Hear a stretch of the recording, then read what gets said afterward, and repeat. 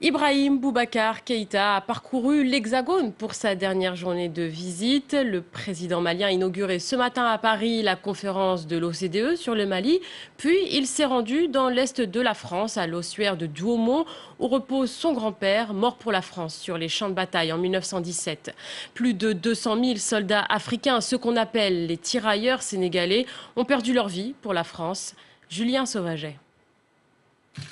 L'hommage d'un petit-fils à son grand-père, mais aussi et surtout celui d'un président à tous les Maliens morts pour la France. Ibrahim Boubacar Keïta s'est recueilli sur les tombes d'une cinquantaine de soldats maliens avant de rappeler le rôle des tirailleurs durant la Grande Guerre. Ils ont vécu comme leurs collègues des Français et autres dans les tranchées. Ils ont souffert des rats, du typhus. Ils ont affronté la mort. Je l'ai dit, la grosse bataille à Tony, souvent, c'est eux qui ont payé. De son grand-père, peu d'informations restent. Il n'y a même pas l'assurance que son corps soit bien ici, dans cet ossuaire qui regroupe les restes d'environ 130 000 soldats inconnus. Bien que malien, son grand-père faisait partie des tirailleurs sénégalais, une force noire, comme elle était surnommée à l'époque, composée en réalité d'Africains originaires de l'ensemble des colonies françaises.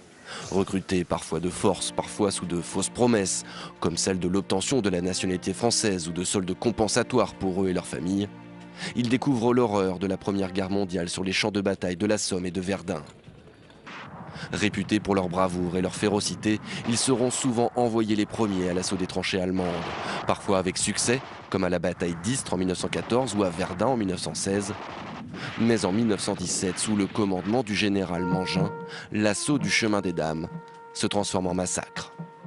Les pertes ont été très importantes. Donc sur les 16 000 engagés, la moitié donc, disparaît au chemin des Dames.